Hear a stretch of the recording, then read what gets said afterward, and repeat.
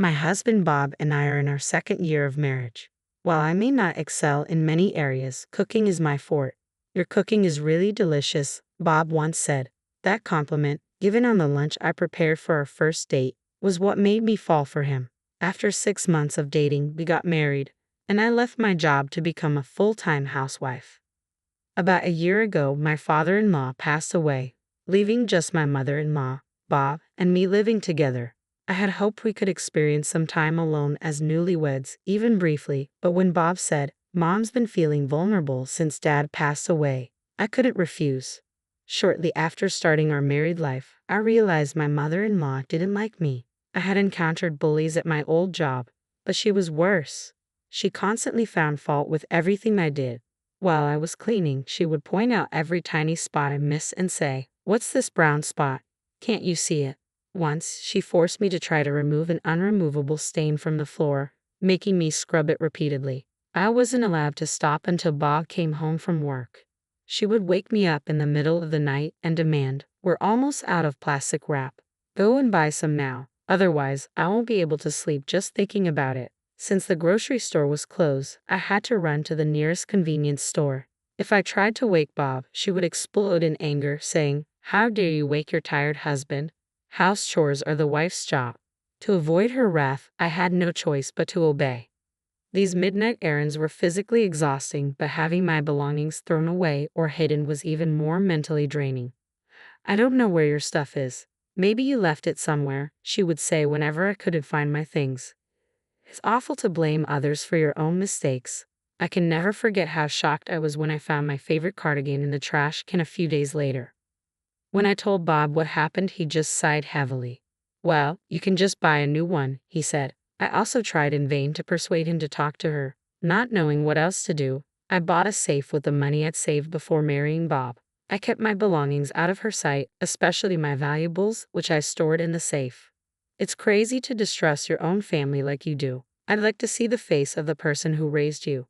Her harsh tone intensified, and every time she opened her mouth, I had to brace myself for the inevitable verbal attack. She criticized every meal I cooked, saying, "Too bland," or "No taste at all."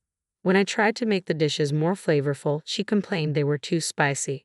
I began to doubt my cooking skills and couldn't help asking my husband for his opinion on the taste. "Mom has very strong food preferences. I think it's delicious," he said. Cooking, once a joy, became a chore. After a year of enduring my mother-in-law's bullying, I had an epiphany. Staying home all the time was the problem. Realizing this, I decided to start working part-time. I had quit my job to be a housewife as Bob requested when we got married, but if staying at home was this painful, I wouldn't have left it so easily. Despite a slight gap in my career, I was valued for my quick learning skills at my part-time job, and it simply felt good to be praised again.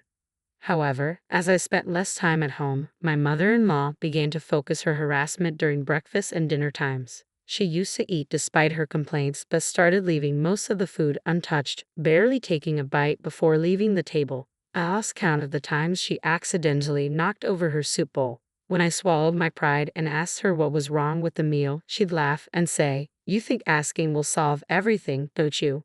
Why don't you try thinking for yourself?" I was left alone to clean up her leftovers at the dinner table. One day, my mother-in-law really crossed the line. While we were having dinner, she suddenly stood up, took her plate in her hand, and headed to the kitchen. As I looked up in surprise, our eyes met, and she smirked. "What?"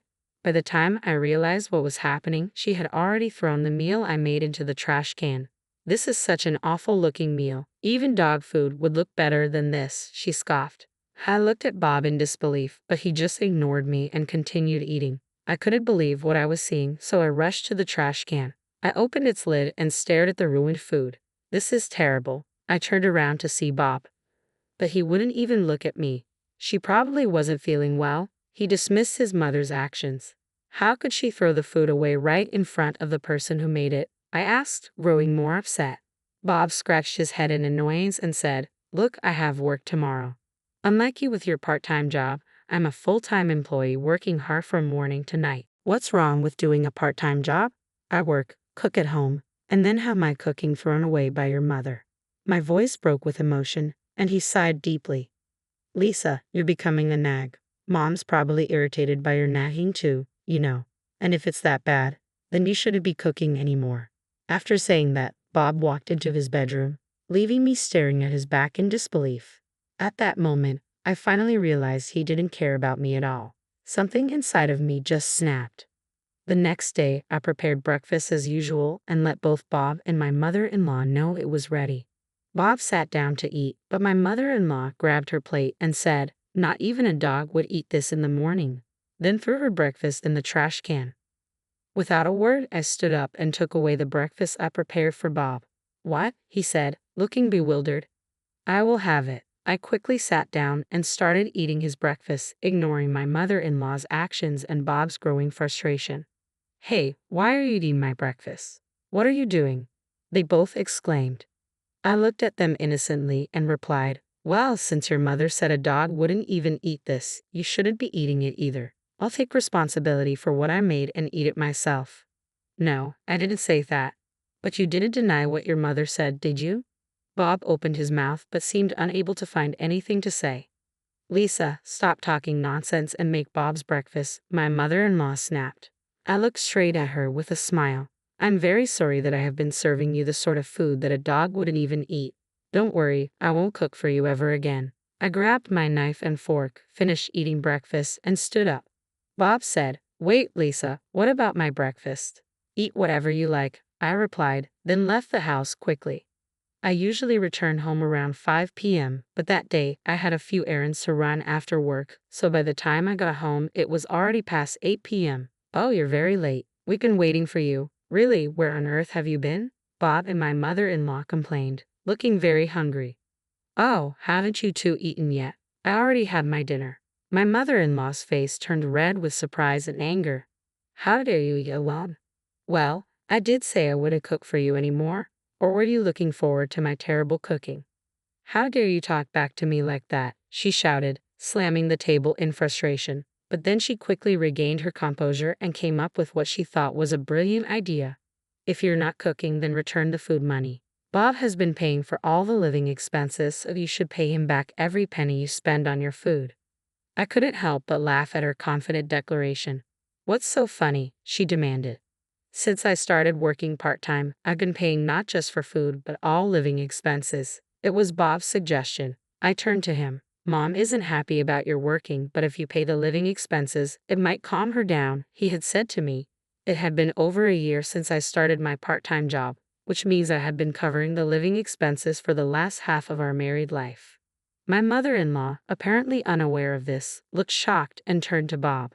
"Is that true, Bob?" "Well, you wanted more pocket money," Bob mumbled weakly, making excuses. He had me cover the living expenses so he could use the extra money for his mother's allowance. "You seem to have been spending quite a lot on extravagant meals." In the mailbox, I found a flyer for regular customers at an upscale restaurant. I had thought my mother-in-law made her own lunch, but after seeing the flyer, I had my suspicions and found some receipts from that restaurant in the trash. Shouldn't the proper thing be to pay back all the living expenses I've provided? After all, it was my hard-earned money.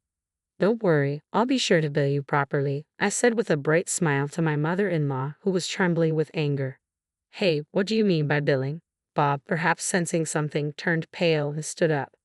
"I want a divorce, and of course, I'll make sure I ask for alimony." "Divorce?" he muttered in shock, but then brightened up, thinking he found a flaw in my plan. "Do you think you can afford to live on your own with what you earn from your part-time job?" He probably thought I would struggle financially.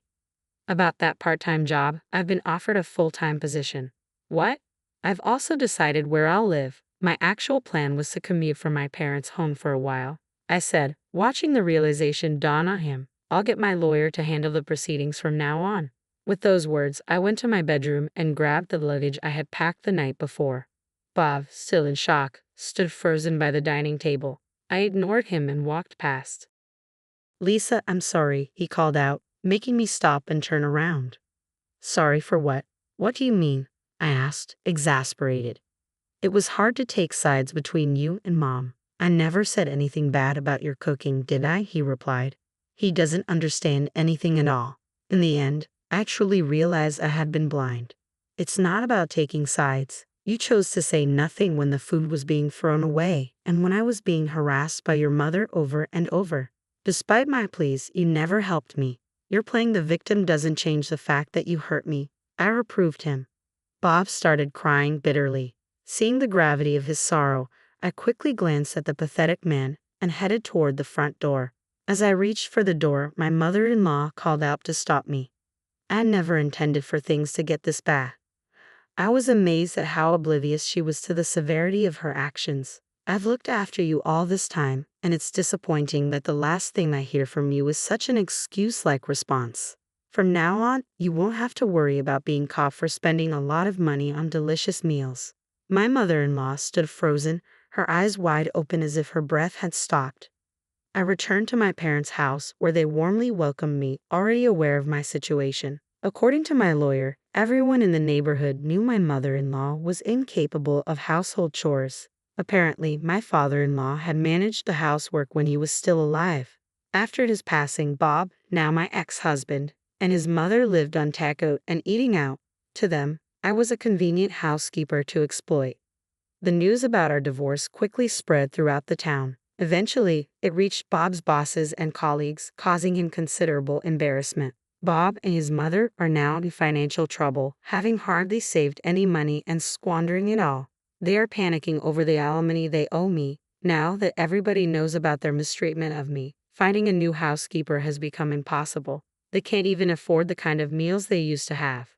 Bob, unrelenting, kept texting and asking if we could get back together. I also received messages from my mother-in-law filled with excuses, but they were repetitive and uninteresting, so I stopped reading them. Now, I enjoy cooking for my family, making sweets and baking cakes on weekends. I often share my creations with my colleagues. Surrounded by those who appreciate my cooking, I believe this will help restore my confidence. With this new hope, my heart swells with anticipation.